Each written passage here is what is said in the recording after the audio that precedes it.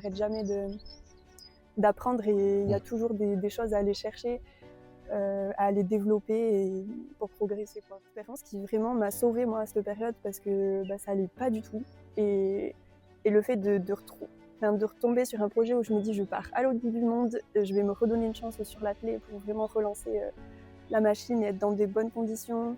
Ça me laissera le temps de réfléchir à ce que je veux faire après en termes d'études».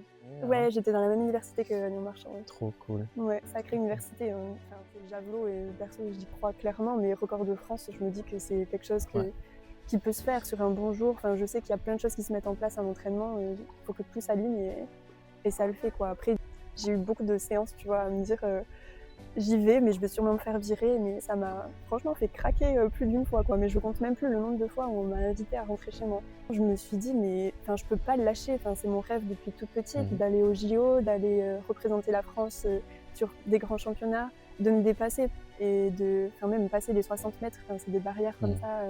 Il y a plein de trucs où je me dis, mais en fait, je sais que j'en suis capable et je veux pas me gâcher ça et me dire plus tard t'aurais dû pousser un peu plus et tu serais arrivé, quoi. Et je regardais des trucs pour avoir un meilleur sommeil parce que pareil, l'alimentation, ça joue aussi sur le sommeil. En ce moment, mon sommeil est assez nul. Ok. Et du coup, il faut que je me rééquipe en, en complément, ouais.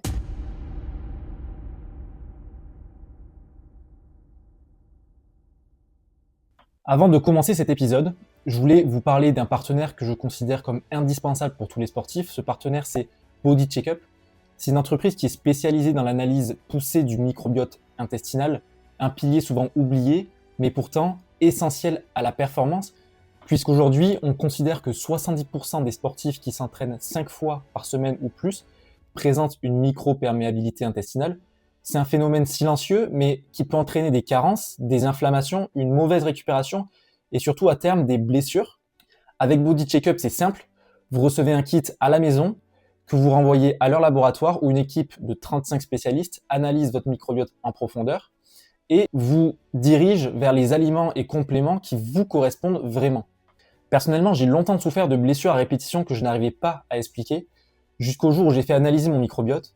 Ça a été un vrai déclic. Aujourd'hui, je collabore avec Body Checkup pour développer une gamme de compléments dédiés aux athlètes et aux sportifs, adaptés à nos besoins spécifiques. Analyser son microbiote, c'est une étape clé pour performer, mieux récupérer, prendre soin de sa santé sur le long terme. Je vous en reparlerai très souvent ici parce que je trouve que c'est vraiment un game changer.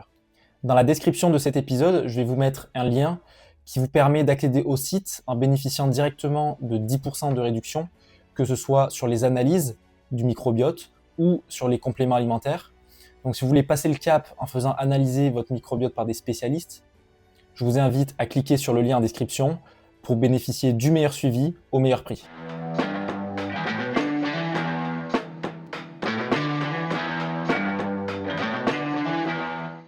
Je suis très heureux de te recevoir. Merci. Pour deux choses. Déjà, tu es ma première invitée féminine. J'ai eu du mal à trouver des athlètes féminines qui souhaitaient faire un podcast. Et on a grandi dans le même coin. Et oui. Tu es de Cabreton. Ouais. En tout cas, tu étais licenciée au club de Cabreton. Je crois que tu es à Bayonne, si je ne me trompe pas. C'est ça, ouais. J'ai regardé, tu as un petit Wikipédia Ouais, sur lequel j'ai plongé tout à l'heure. Premièrement, je vais te demander de te présenter qui est Alizée et de nous expliquer un petit peu d'où tu viens et quelle est ta discipline.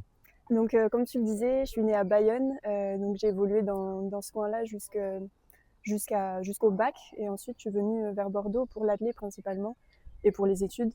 Je suis issue d'une famille mais qui n'a pas fait trop d'athlé ou autre. Ma mère faisait de la gym petite. Okay. Mon père courait pas mal par contre, mais dans l'Oise. Voilà, donc pas une famille qui était particulièrement liée à l'athlé.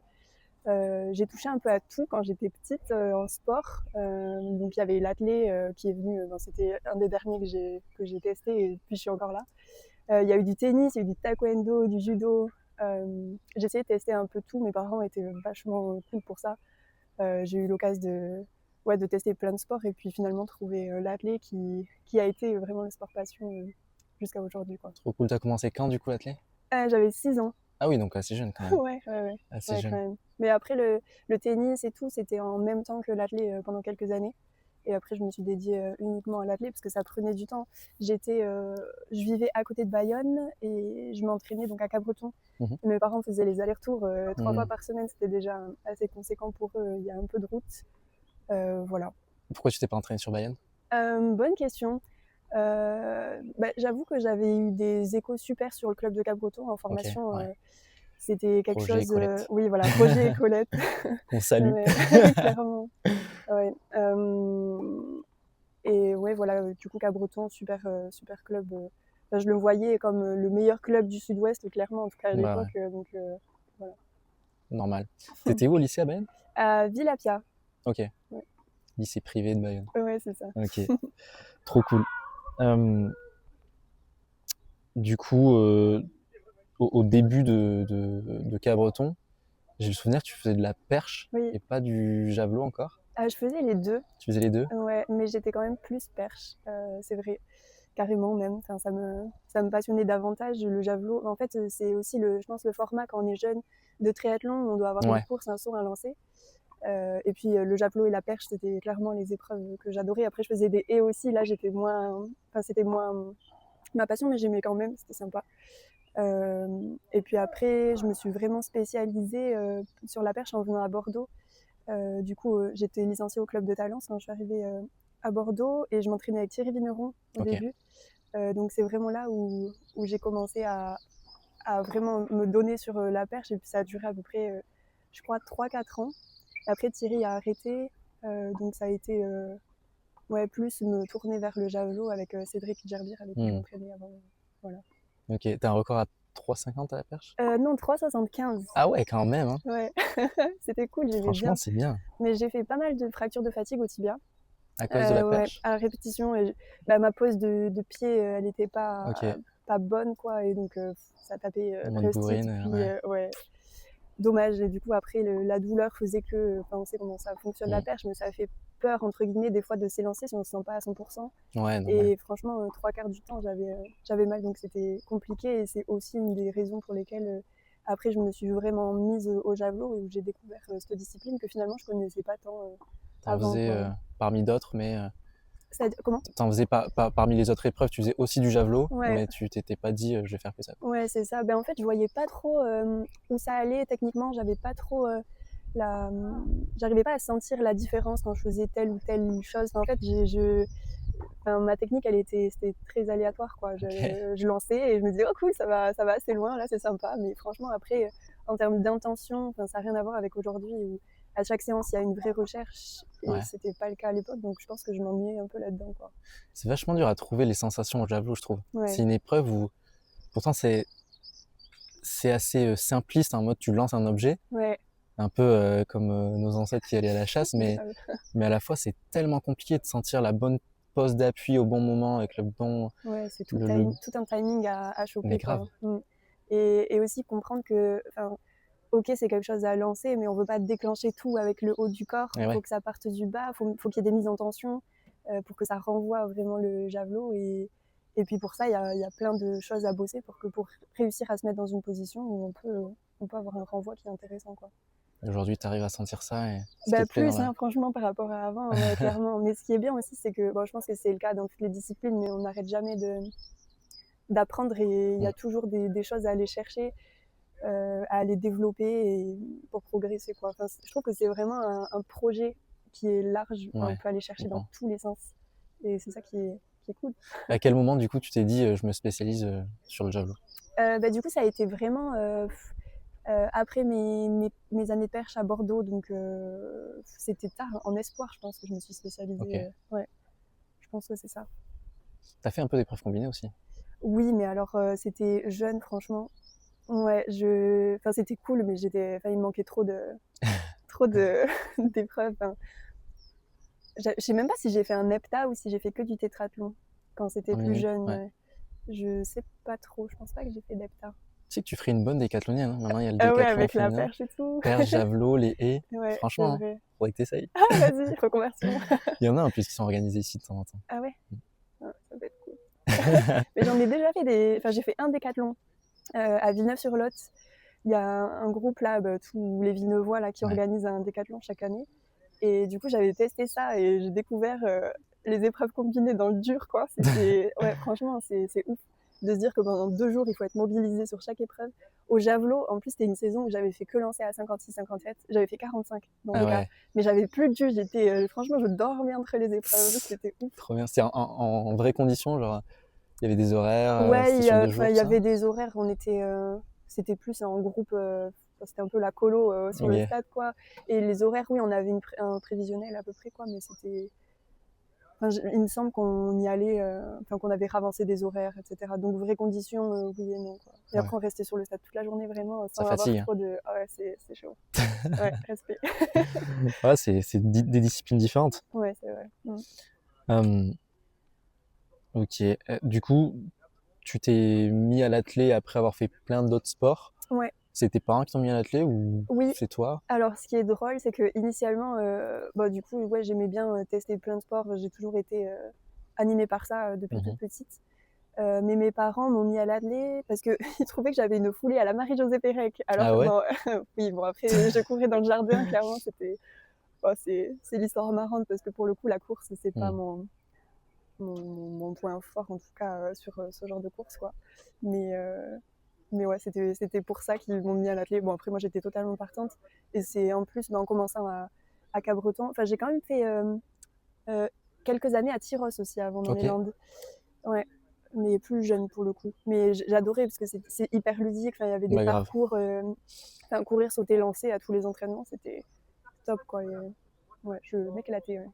Et du coup, t'es resté, t'es fait tes potes là-bas et Ouais, voilà. de fil en aiguille, trop cool. Mm. Tu eu un passage aux États-Unis, à Oui. Arizona State. Mm. T'es parti à quel âge et quelle a été ton expérience là-bas? Alors, à quel âge? C'était vraiment pendant le Covid, donc 2000, c'est quoi, 2020 par là, 21. 2021. Ouais, donc je devais avoir déjà, je sais pas, 23, 22 ans. OK. Et pour faire quoi là-bas en études, etc.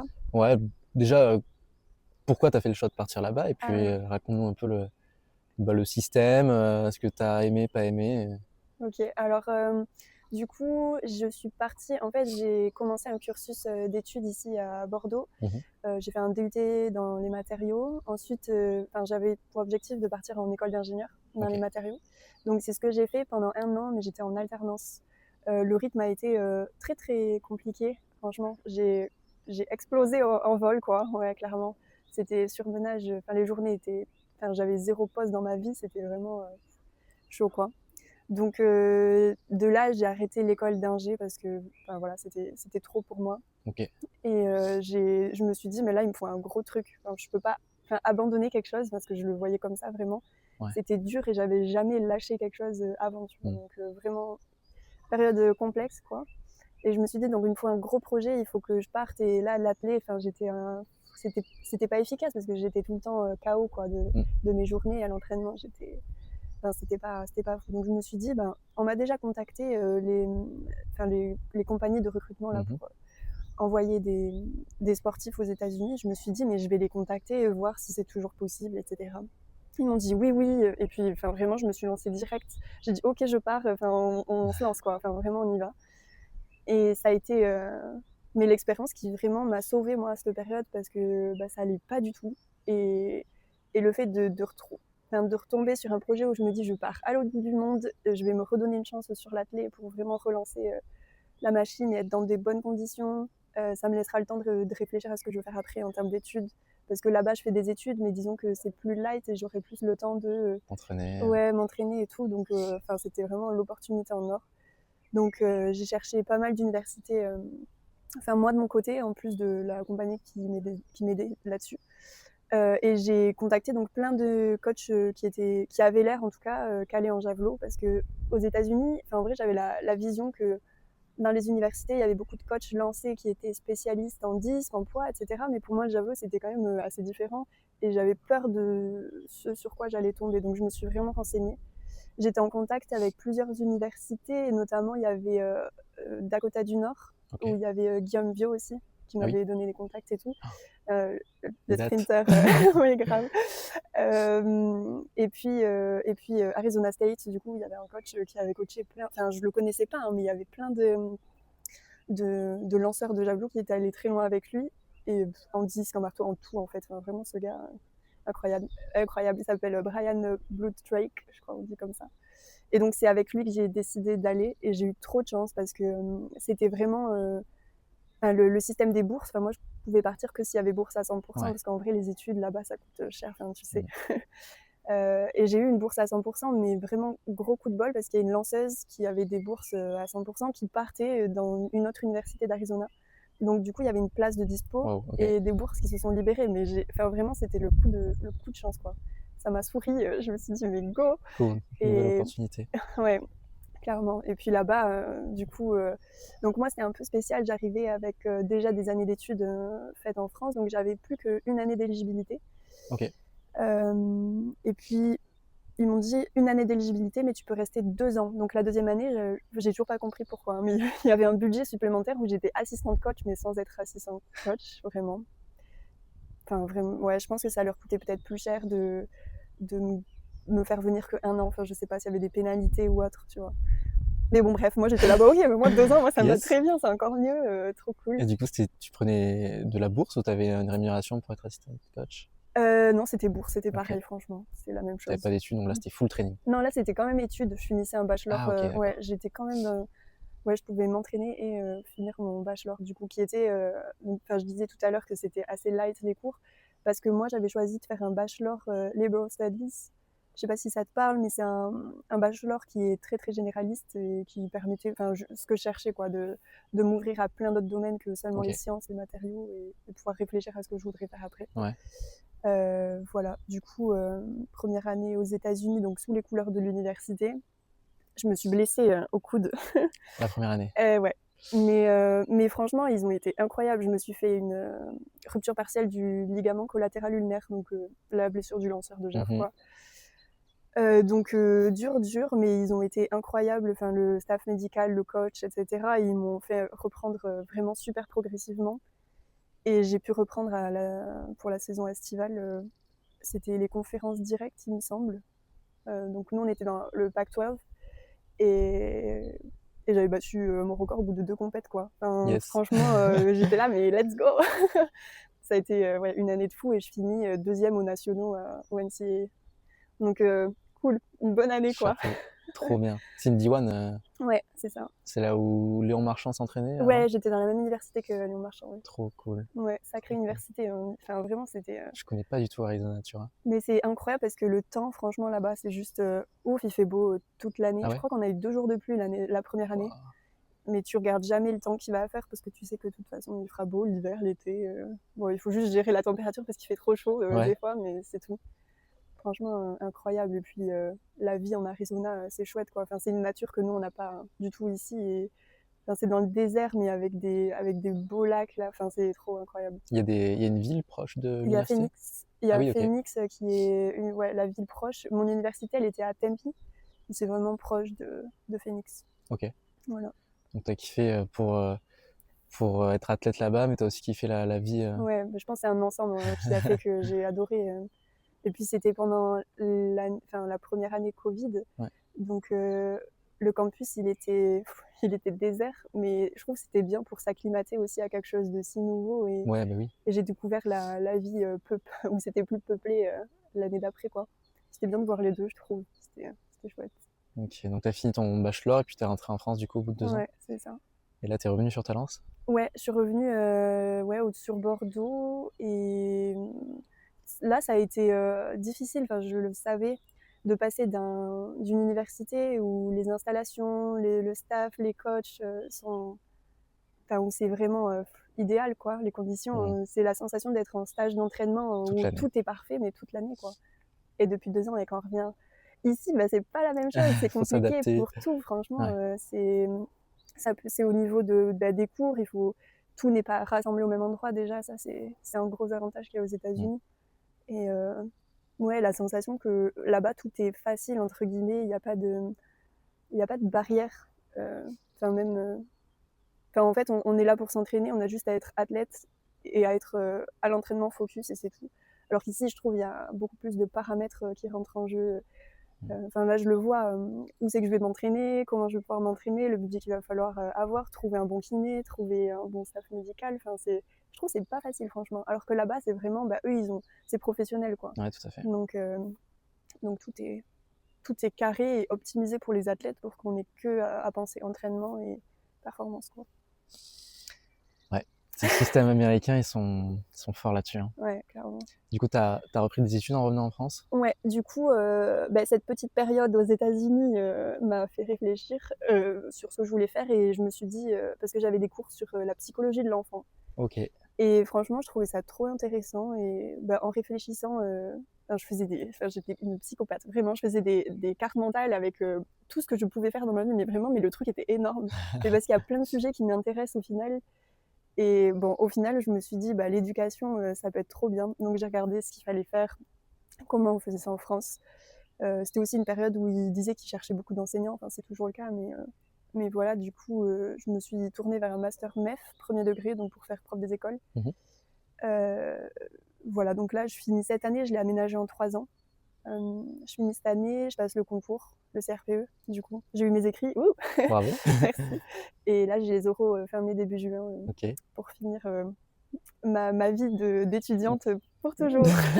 Ça, c'est cool. Trop bien, au moins, ça t'a permis, cette expérience, à la fois de t'entraîner et finalement avoir une énorme réflexion sur ta life. Ouais, ah oui, c'était énorme. Et pouvoir prendre une belle direction, quoi. Ouais. Trop bien. Mais ça, c'est fou parce que je trouve, en tout cas, moi personnellement, mais je pense que c'est le cas de beaucoup de gens, je trouve qu'on est trop vite amené dans un chemin où on se dit, là, je me dirige vers ça, donc je vais vers ça. Enfin, en fait, on suit le fil et on n'ose pas en sortir. Et en fait, il faut forcer. Enfin, moi, je trouve que c'est essentiel d'avoir ces temps où tu es forcé à réfléchir, à te remettre en question et à te dire, mais en fait, je veux faire quoi? Genre, vraiment, qu'est-ce qui m'anime? Parce que si tu fais pas vraiment ce qui t'anime, il y a un moment où tu vas te prendre un mur et tu te diras, mais en fait, je fais quoi là? Et je suis pas bien. Et du coup, ce temps-là, j'en ai conscience, même maintenant, j'essaie d'avoir ces temps de temps mort, temps de pause, de vraie pause, où je réfléchis.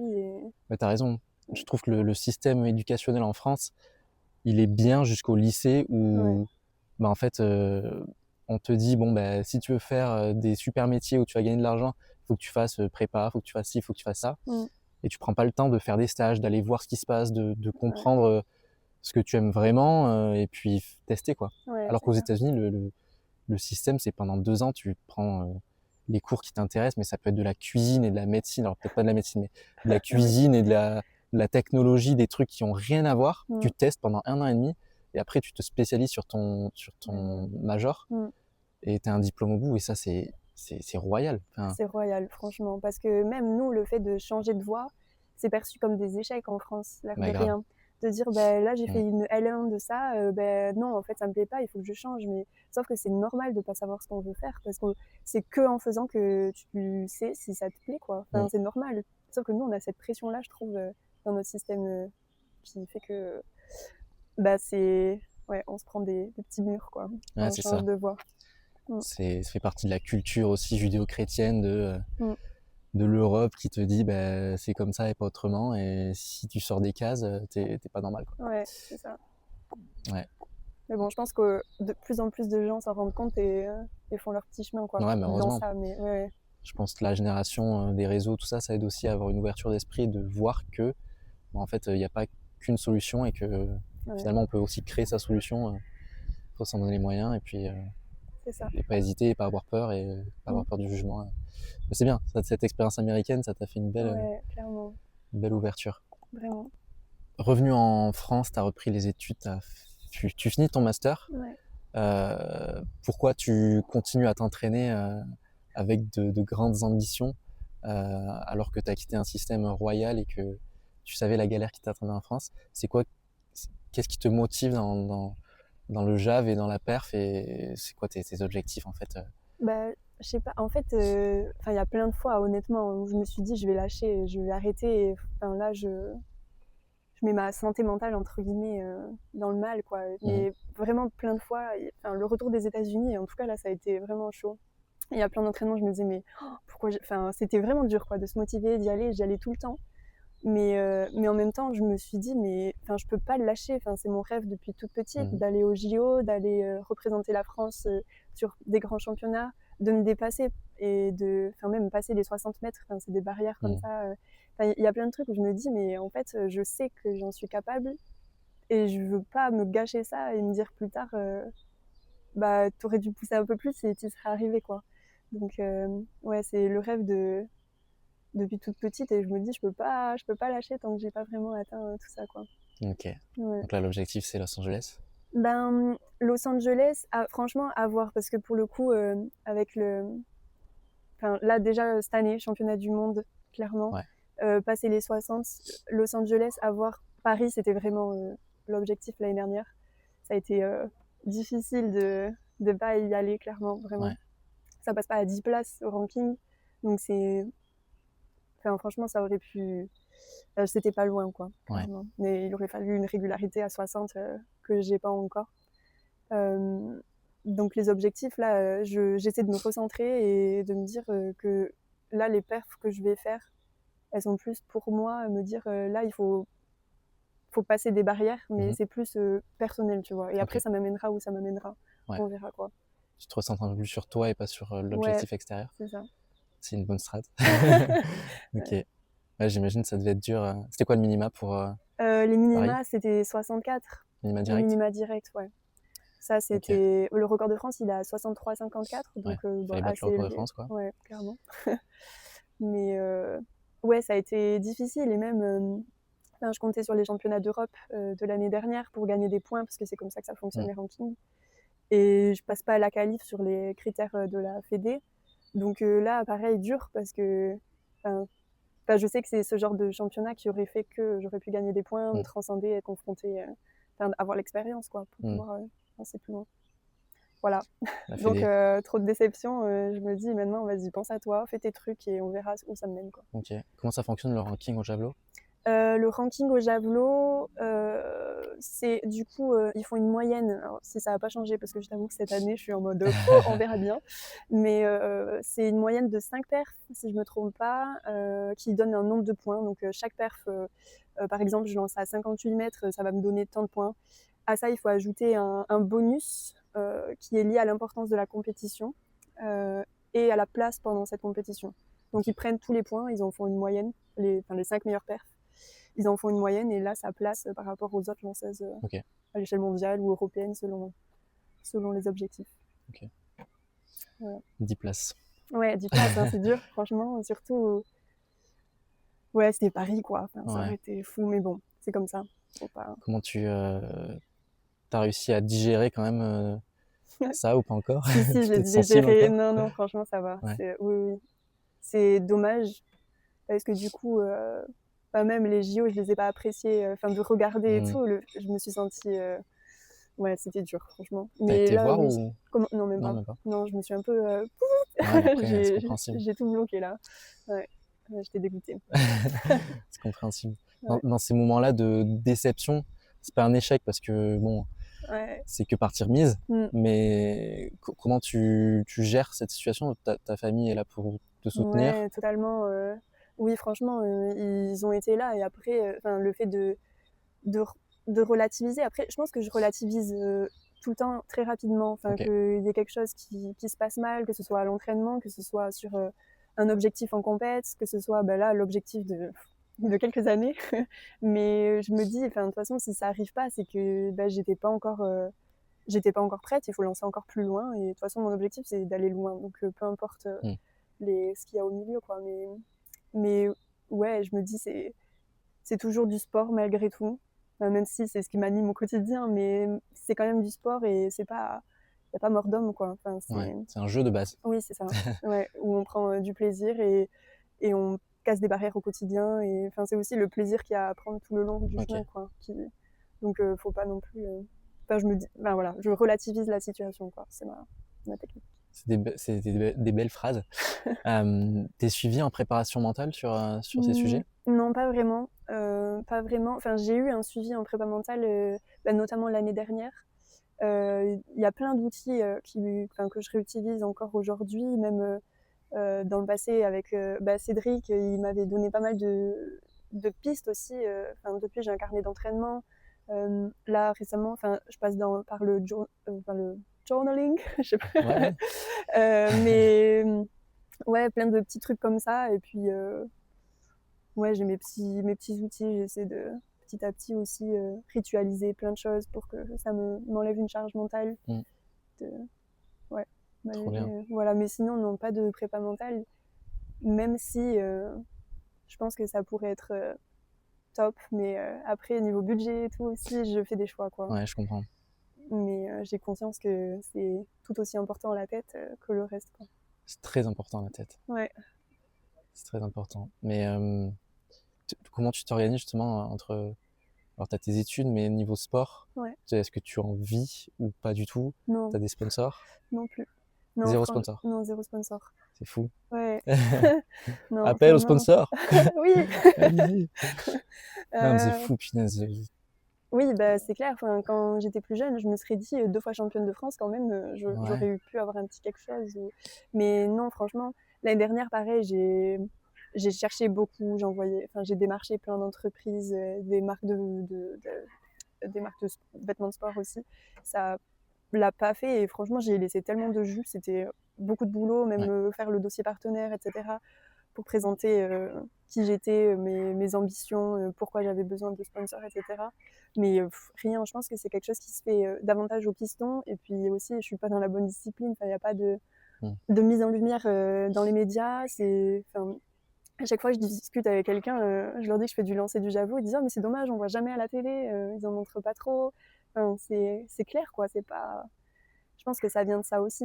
Et bon, voilà. Donc pas de sponsor, mais j'ai un club qui m'accompagne très bien, avec la ligue, le département aussi. Donc c'est ça qui me permet d'avoir une saison qui est décente, quoi, avec mes besoins. Heureusement. Ouais, oui, franchement. Sur les réseaux, tu te vois comment? T'es active, pas trop active? Mais j'essaie de poster davantage, que ce soit... Mais honnêtement, c'est pas quelque chose où je me dis « Ouh, trop bien, je vais partager ma vie ». J'aime pas trop. Ouais, je comprends. Mais en même temps, je pense que ça passera que par là aussi. Donc j'essaie de montrer davantage. Et voilà, bon, j'ai des périodes où j'ai un peu... ouais, j'ai pas envie, quoi. Mais j'essaie... parce qu'après, c'est sympa aussi, je trouve. Des fois, ça met un petit coup de boost, l'air de rien, de poster des trucs. On a des retours de gens. Je pense qu'il marcherait bien pour un lanceur de javelot. C'est tout l'aspect technique et tips. Ah ouais. Tu vois, je suis des mecs aux US, un coach, alors j'ai plus son nom en tête, mais je crois qu'il a genre 30-40 000 abonnés. Ouais, et tu vois qui c'est. Ouais, et il entraîne des mecs au JAV et il poste souvent des tips, des petits trucs et tout. Et c'est gavé intéressant, surtout sur nous venant de France, on n'est pas vraiment un pays de lanceurs. C'est vrai. Par rapport à d'autres pays d'Europe, etc. Et il y a plein de petits trucs, de petites intentions qu'on n'a pas forcément appris et c'est gavé intéressant. Ouais, c'est vrai. Et si tu fais ça en France, ce serait cool. Ouais, j'avoue. La figure emblématique du javelot, en vrai, à part toi et Toupaya, en France au JAV.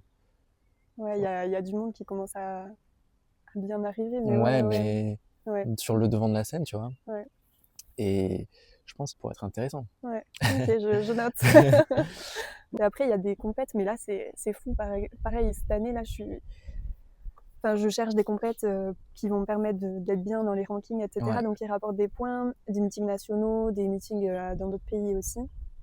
Mais cette année, ils remboursent rien. Sur les frais de... il y en a, oui, mais il y en a plein qui disent non, désolé, on ne peut pas accompagner. Donc, même là, pour faire les déplacements, payer l'hôtel, etc., il y a davantage de frais que les autres années. Mais bon, après, c'est des budgets. Mais c'est fou. Ça aide pas, quoi. Il y a des prize money sur ces compétitions? Ouais, il y a des prize money, donc je me dis, bah là, il faut aller rembourser la compète. Mais c'est horrible comme objectif. C'est pas un objectif vraiment, mais bon, c'est... Ouais. Voilà. Galère, le sport en France. Tu as eu du coup plusieurs fractures de fatigue, tu le disais, à cause de la perche oui. Et ton coude aux États-Unis. Est-ce que tu as eu d'autres blessures, de grosses blessures qui t'ont sucré des années? Bah, pas de très grosses blessures, je pense. Il y a un moment aussi, j'avais fait une entorse sternoclaviculaire en lançant. Un peu surprenant. On m'avait dit que c'était plutôt une blessure typiquement dans le rugby liée à des impacts, quoi, du choc. Mais moi, j'avais fait ça en lançant. Et là, c'était tout un été où je lançais à l'entraînement, je pleurais en lançant, quoi. C'était vraiment trop douloureux. Mais on me disait, tu risques rien, donc lance. Mais c'était franchement à refaire, je ne referais pas ça, clairement. C'est horrible de lancer en ayant mal tout le temps. Enfin, aucun plaisir. Ouais, et puis même, c'est une discipline technique, il faut du relâchement en ayant mal, c'est chaud. C'était une douleur permanente, donc pas fou. Mais sinon, non, j'ai eu de la chance. J'ai eu de la chance. J'ai pas eu trop de pépins physiques, enfin pas de vraies blessures, quoi. Une blessure mentale au moment de juste avant les États-Unis où tu savais pas trop où t'en étais. Ouais, et au retour aussi un peu. Au retour aussi. Ouais. Ah, dur, hein. C'est bien les États-Unis, mais quand on revient, faut s'accrocher. Ouais, c'est ça. Je comprends.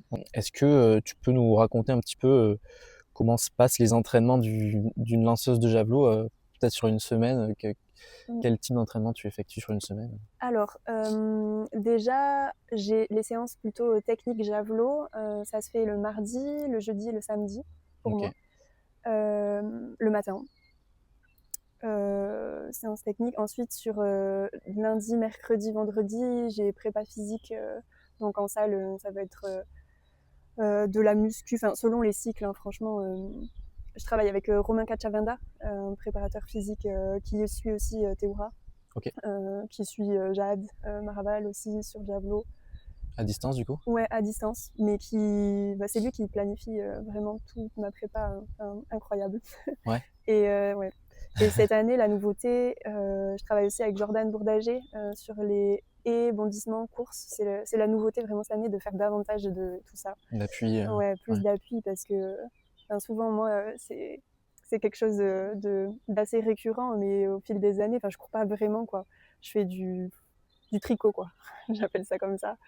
Et forcément, il y a un moment, la notion de vitesse qu'on crée avant de lancer, elle est importante. Et donc, voilà, pour créer cette vitesse, être plus active au sol et pouvoir guider le lancer en commençant par le bas, quoi. Ok, tout ça, c'est toi qui a été chercher ces éléments pour les intégrer à ta préparation, ou tu as quelqu'un qui chapeaute Franchement, c'est moi qui ai été chercher ces ressources-là. Après, maintenant, c'est vraiment Romain qui chapeaute un peu le plan général, quoi, sur toute une saison, sur toute une année même. Et ouais, merci à lui. À tous ceux qui m'accompagnent, même Jordan, franchement, c'est trop cool. Ça me fait trop du bien d'avoir un groupe d'entraînement, de même développer, parce que c'est un groupe de combinés. Et il y a plein de choses que moi, j'ai jamais travaillé sur les bondis, sur la technique de course, etc. Et ça me fait vraiment beaucoup de bien. C'est fou. Trop cool. Et tu travailles depuis combien de temps avec ce prépa physique? Depuis l'année dernière, donc ça fait 2 ans. Ok. Ouais. Et c'est des techniques peut-être que j'ai l'impression qu'ils sont peut-être moins pratiquées.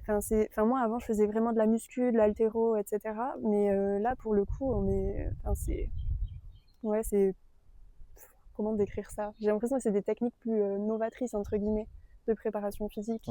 Avec pas mal de... par exemple, je vais jamais faire une séance de squat. Tu vas faire quoi, du coup, comme... Par exemple, hier, j'avais une séance, c'était de la... Comment on dit? De l'absorption. En gros, j'avais pas mal de... proprio. Ouais, proprio, de réception, plio, etc. Mais ça va aussi avec la manière de bosser, là, avec la course, etc. On développe sur ce côté-là. En haltéro, tout ce que je fais, c'est du jeté. Après, je fais beaucoup de spécifiques. Il y a souvent une muscu dans la semaine. En tout cas, c'était le cas l'année dernière davantage. Mais une séance de prépa physique qui est vraiment super axée javelot, avec des arrachés javelot, avec des... Comment on fait un arraché javelot? Attends. Montre-nous. Non, mais en gros, tu prends en prise mixte la barre et tu viens te placer dessous. En gros, du coup, je passe pour une sauvage à la salle, clairement, parce que c'est une salle publique. Mais tout le monde vient me voir, mais qu'est-ce que tu fais? Même, je fais de l'impulse, je sais pas si ça te parle, avec une sangle, d'aller donner des impacts, là. Donc, ce genre de choses, on ne voit jamais. Tu sens que ça t'apporte? Oui. C'est le plus important. Oui, clairement. Moi, j'ai appris à me couper du regard des autres, parce que de toute façon, je suis c'est un peu la foire, quoi, avec ce que je fais à la salle. Trop bien. Et c'est quoi ton exo de muscu préféré pour le javelot? Est-ce qu'il y en a vraiment? Je sais pas, vu comme ça. Franchement, je sais pas, tu sais, mes semaines, elles se ressemblent vraiment pas. Enfin, Ok. mes cycles d'entraînement, on change tout le temps d'exo. Et ça, c'est aussi pour éviter les blessures, tu sais, de pas solliciter tout le temps les muscles de Ouais. la même manière. Du coup, franchement, Trop bien. juste chaque. J'ai vraiment pas d'exo où je me dis, c'est mon exo préféré. Donc, désolée, je peux pas répondre à la question. Pas de problème. Je pensais que t'allais me dire, genre comment ça s'appelle, tu sais, celui où t'es allongé sur le banc et t'amènes derrière là? Ah ouais. Ah, le Le pullover. pullover. Ben, bizarrement, celui-là, enfin, j'ai un petit, je sais pas ce que c'est, mais depuis des années, je peux plus faire de pull lourd. Ok. Ouais. Enfin, en gros, quand je passe l'épaule, là, il y a un petit clac, Claquement. clac, et ça me pince. Ouais. Mais du coup, on fait pas trop ça. Ok. Et après, on bosse différemment. Mais ouais, c'est quand même l'exo spécifique lanceur de Javo, mais disons que je Ouais. le bosse différemment, quoi. Est-ce Mm. que tu fais, on voit beaucoup les Allemands faire ça, tu sais, sur une rampe, Ouais. t'es assise et tu lances sur. Ben, j'ai déjà fait une fois en Allemagne, là où s'entraîne Johannes Better. Ouais. J'avais testé, mais pas vraiment dans l'entraînement, parce que c'est des machines. Je sais plus combien de milliers d'euros ça coûte, Ah mais ouais. c'est un truc qu'ils ont développé il y a quelques années. Mais ouais, non, nous, on n'a pas trop ça. Tu fais des séjours régulièrement dans les pays de l'Est pour t'entraîner? Des quoi, pardon? Tu fais des séjours dans des pays. Des compètes, ouais, j'avais été en Allemagne, du coup, souvent, il y a pas mal de compètes là-bas, trop bien organisées, belle concurrence, bonnes conditions. Ouais, ils sont bien sur ça. Comment il s'appelle le lanceur qui était là à un moment donné, le chauve qui a fait 90 mètres là? Weber? Celui qui est. Non, non, non. Enfin, le mec qui est ici sur Talence. En tout cas, il y a quelques années, il venait s'entraîner ici. Je crois qu'il s'entraînait. C'est pour ça que je te pose la Ah question. oui, Raymond Hecht. Oui, merci. Ah oui, pardon, oui. Et Il lui, t'a entraîné, lui? il est à Villeneuve-sur-Lot. Ouais, voilà, c'est ça. Et oui, oui, il venait à Talence pendant plusieurs années. Genre, non, mais il avait fait une année, je crois, où il venait une fois par semaine. Et même l'année dernière, j'allais le voir pour faire plusieurs stages chez lui. Il a une grange où on lance dans la grange, enfin Ah, on c'est court ça dans que la j'ai vu. grange et on lance dans What? son jardin, genre vraiment, Il a tout c'est prévu. génial. Il s'est fabriqué sa salle de muscu, il est menuisier de métier. Ok. Et du coup, il a tout fabriqué, genre les bancs et tout, Ah, les incroyable. racks, la squat. Et ouais, c'est trop bien. C'est vrai que j'en ai pas parlé parce que cette année, j'ai pas été le voir encore. Enfin, dans l'orga, c'était galère niveau budget et tout. Mais, euh, mais incroyable ce Raymond, vraiment. Ouais. Ouais, c'est trop bien. Franchement, ça. Enfin, pareil, je pense que c'est la technique allemande, quoi. Enfin, ils vont à l'essentiel et il y a vraiment des. Enfin, ouais, franchement, à chaque fois que j'y suis allée, j'étais Chaque ravie, fois, quoi. t'apprends des choses. Ouais, ouais, ouais. C'est ouf. Lui, il a un record à combien? Je l'ai pas en tête, à plus de 90, mais je le saurais pas Il avait dire. fait une médaille internationale? Je crois qu'il a fait chocolat. Mm. Ah, Ouais. ok. Sur des jeux ou des mondes? Je sais plus en tête, Je sais je suis plus. trop nulle avec les palmarès, vraiment. Ok. Ouais. Mm. Bon. Et ouais, du coup, tu l'intègres pas pleinement dans ta, dans ton cycle annuel d'entraînement. Non, Tu vas le voir quand pas, t'as le pas temps. cette année-là. Pareil, je pense que c'est dans la même optique de me recentrer, de me dire Ok. je vais au plus simple, mais au plus efficace. Enfin, c'est Ok. plus compromis.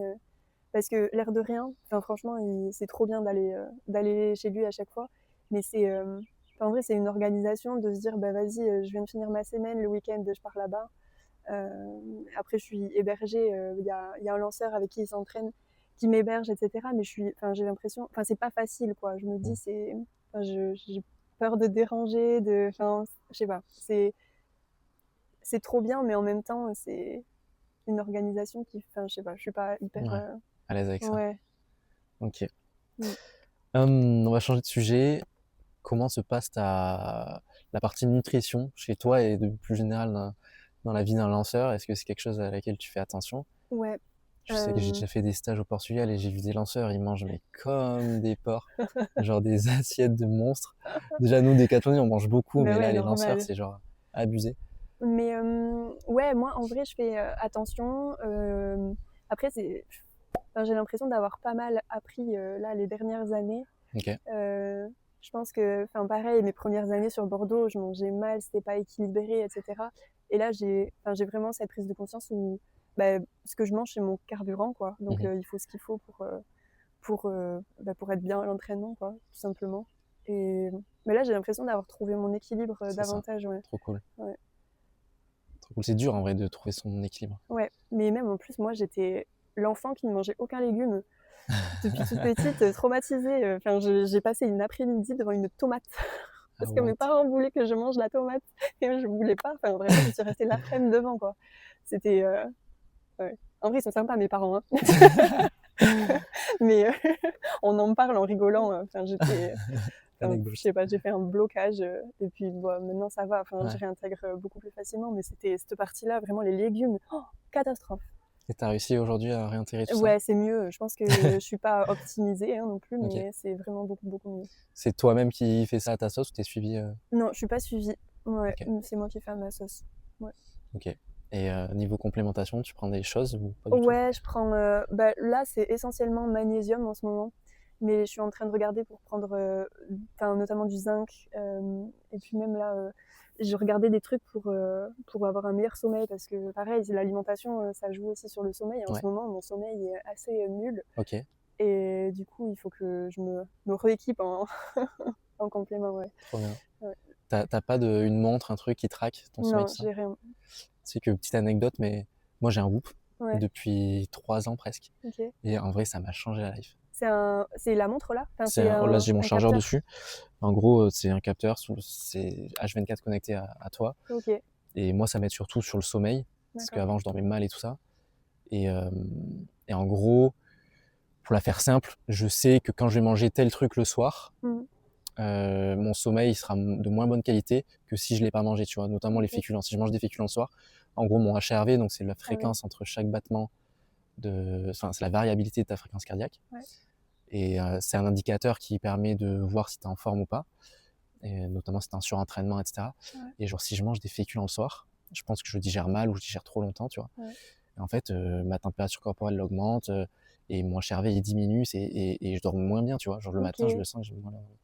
Et du coup, d'avoir un capteur, ça m'a permis de faire des tests sur moi-même et de me dire, bon, je prends ça, je suis bien, je prends ça, je suis pas bien, je prends ça, etc.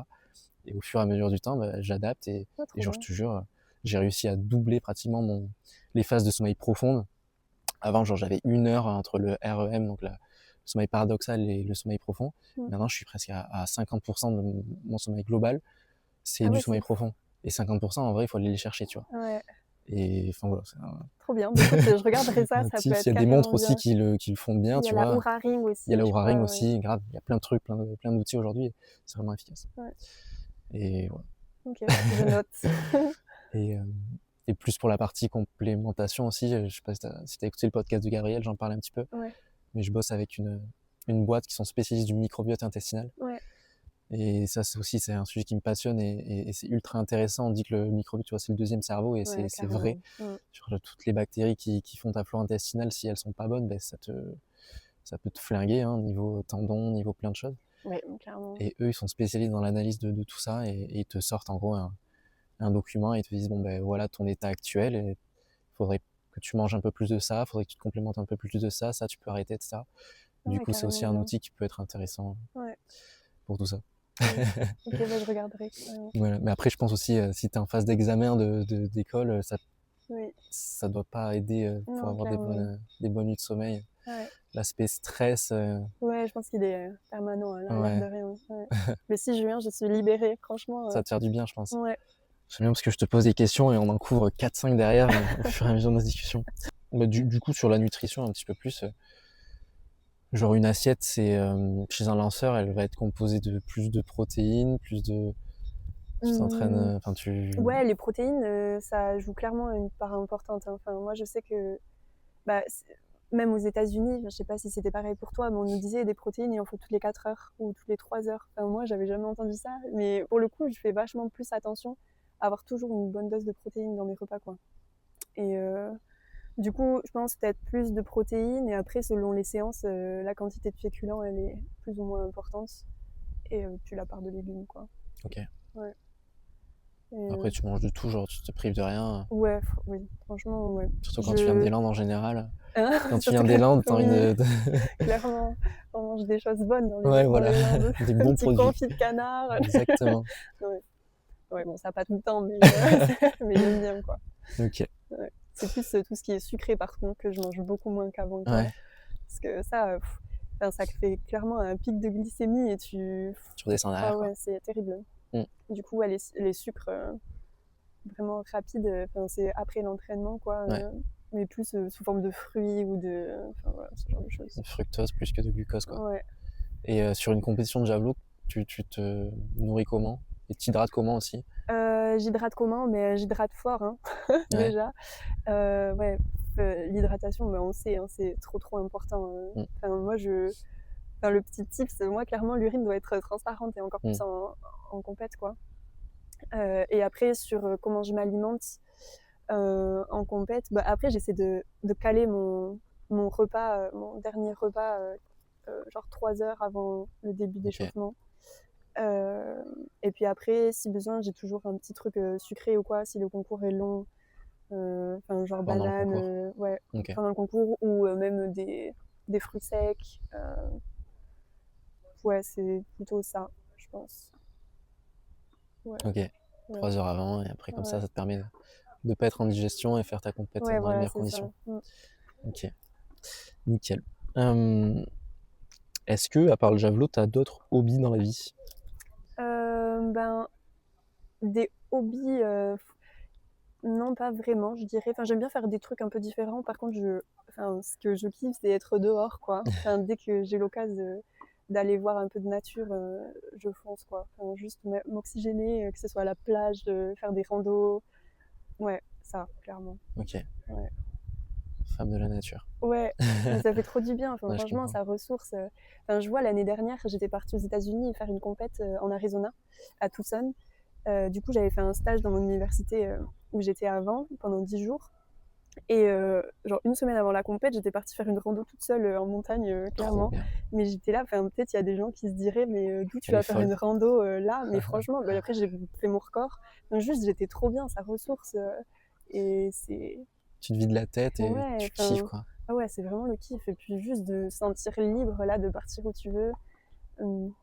Même j'avais rencontré des gens sur le chemin, des Américains trop sympas là. C'était cool. Non, franchement, c'était vraiment Trop un trop cool. bon souvenir.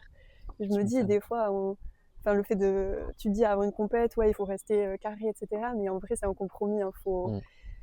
aussi aller souffler, penser à autre chose. Et ouais, moi, être dehors, c'est vraiment ce qui me fait tout relâcher, quoi. Ouais.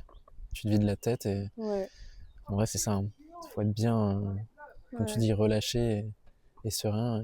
ouais. Mais même là, on a trop de chance d'être à Bordeaux où finalement, même t'as les plages qui sont pas loin, il y a le Ouais. Pilat, tu peux aller faire des couchers de soleil, c'est cool. Et puis Des choses simples. ouais, Mm.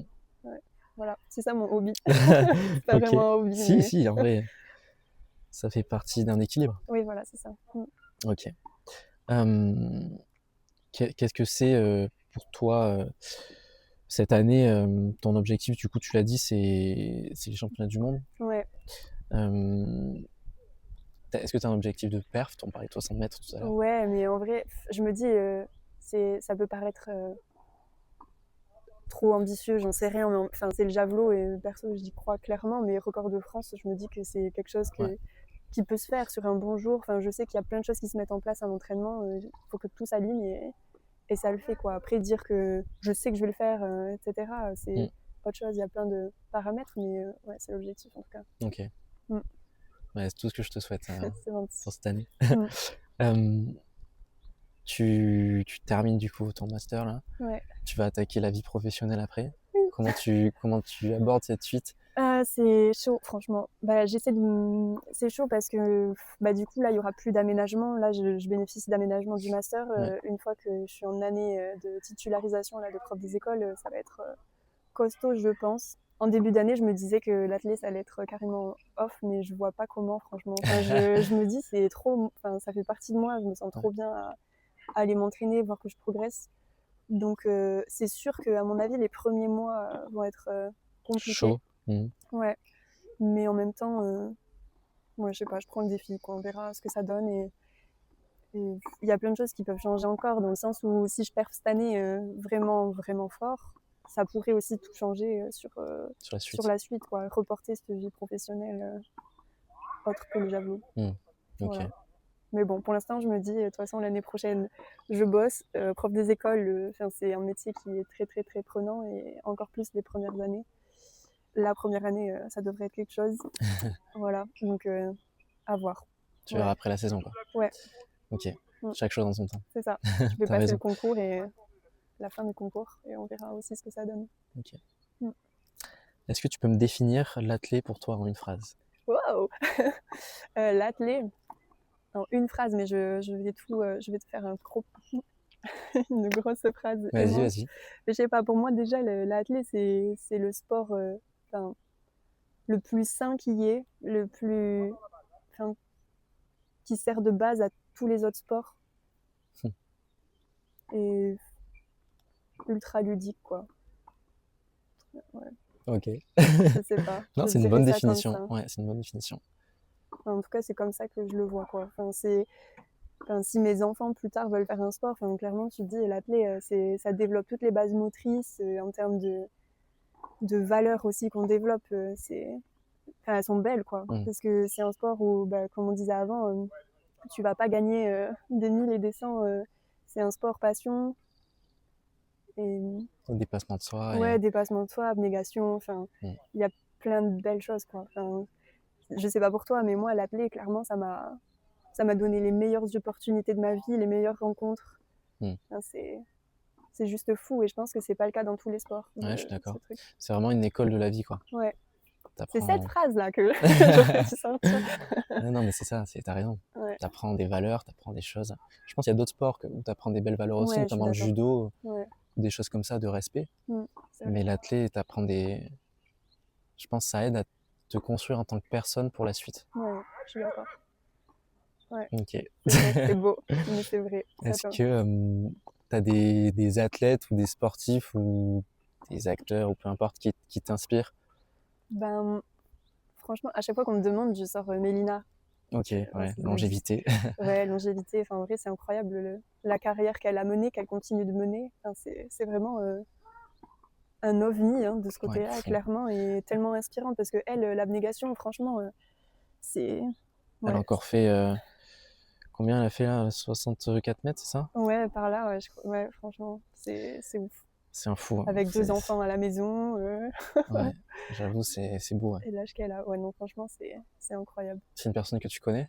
Ouais, j'ai déjà fait des sélections avec elle, sur la Coupe d'Europe notamment, des lancers.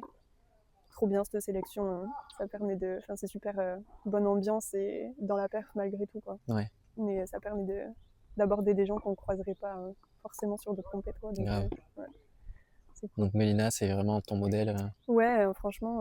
Après, il y en a sûrement d'autres qui m'ont inspirée. C'est sûr. Il y a une que je garde en tête, c'est une copine, Jorinda Van Klinken. Elle est aussi lanceuse de disques. Okay. Elle était dans mon université aussi. Et elle, franchement, elle a juste la manière qu'elle a d'aborder la perf. C'est juste...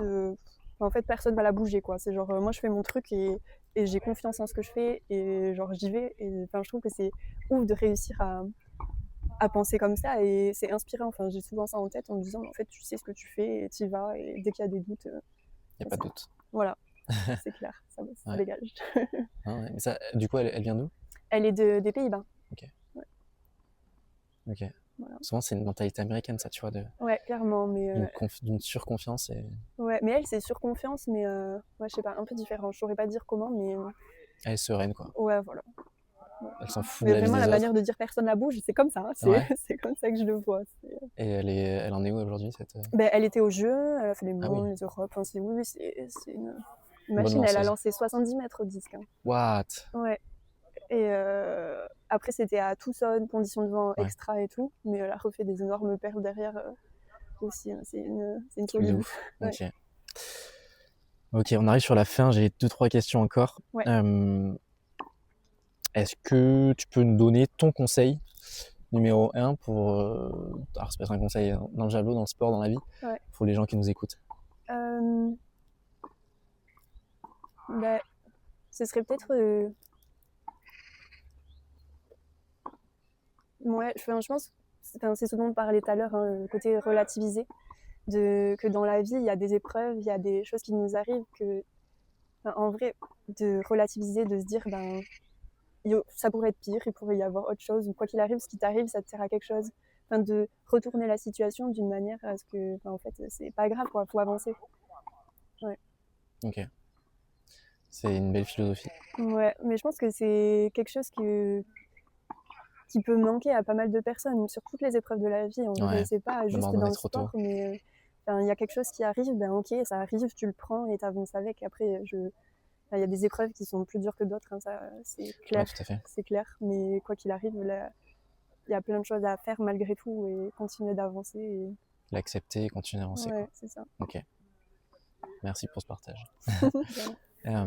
Est-ce que tu supposes que tu es une grande lectrice? Un petit peu, mais tranquille, franchement. Alors, est-ce que tu as un livre ou un film à recommander ou quelque chose que tu aimes? Bah après, moi, je suis plutôt dans les lectures développement personnel. Mhm. Et puis, ah oui, si. C'est un livre. Bon, je lis pas mal en anglais parce que j'ai l'impression que ça me laisse un petit peu ce côté d'avoir Riken? des États-Unis. Enfin, ça me fait plaisir, ça me fait du bien de lire en anglais. Et il y a un livre que j'avais lu qui était hyper intéressant qui s'appelle Peak Performance. Je sais plus le nom de l'auteur. Et qui parle de l'approche de la performance sur sur un tas de points. Et là, par exemple, j'y pense, ça parlait de l'importance du repos dans la perf. Et ça, c'est applicable dans une carrière sportive, mais une carrière pro aussi. Enfin, le fait que c'est super important d'avoir ces pauses-là qui vont soit te permettre comme je disais, hein, même de réfléchir à l'avenir ou même se reposer physiquement après les entraînements, mentalement. Et la pause est tellement plus bénéfique. Enfin, je vois des gens des fois qui s'entraînent mais qui ont jamais une once de pause. Et je me dis, mais après peut-être que ça fonctionne pour eux, je sais pas, mais pour moi c'est tellement important de se dire, vas-y là je remets à zéro. Et en fait quand je reviens, il y a des choses qui se sont passées dans ma tête même, j'ai eu le temps de, de réinitialiser et hop, je repars à fond quoi. Ouais, t'as raison. La pause est incroyablement importante dans l'équation de la perf quoi. T'as raison. J'ai entendu ou lu, je sais plus, qu'après chaque répétition d'un exercice technique, il fallait laisser un laps de temps, je crois que c'est 1 minute minimum, pour que ton cerveau, en fait, il analyse ce qui a été bon ou pas bon et qui l'oriente après, comment dire, sa prochaine analyse sur la prochaine rep, tu vois. Et si tu laisses pas ce temps-là, en fait, ta rep, elle aura servi à rien au niveau moteur. Oui, au niveau moteur, clairement. Après, ça peut être.